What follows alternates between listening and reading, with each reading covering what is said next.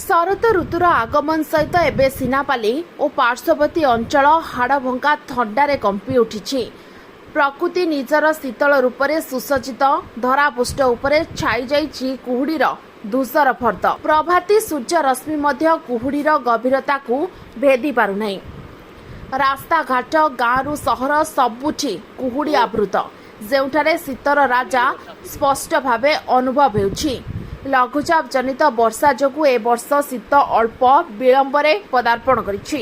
प्रतिवर्ष दशहरा परे जेउठी हालुका थंडा देखा जाए, एबे सेठारे मार्गशीर मासर प्रथम सप्ताहरे शीत निजर रूप धूली धराकु स्पर्श करिछि। गत किछि दिन धरी तापमात्रार अचानक ह्रास हेबारु जनजीवन मनोनीत भावे विपर्जय हो जाइछि। सकाळ समय कुहुडी जोगु दृश्यता कमी जिबारु यातायात जोगाजोग व्यवस्था असुविधापूर्ण हो पड़िछि। ग्रामांचल लोकमाने निया जलाई चारि पाखरे बसी निजकु गरम करिसेंति। एपटे शीत बढ़िबा सहित हाट बजार गरम पोशाक चा और कॉफी पाई चाहिदा बढ़िबारे लागिछि।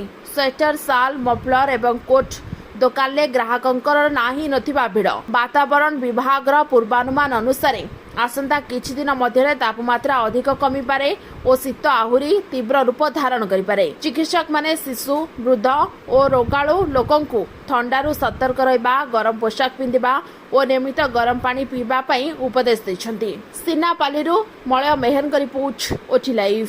अधिक खबर देखिया पई ओटी लाइव को सब्सक्राइब करंतु एवं ए खबर चिकु अधिक शेयर करंतु।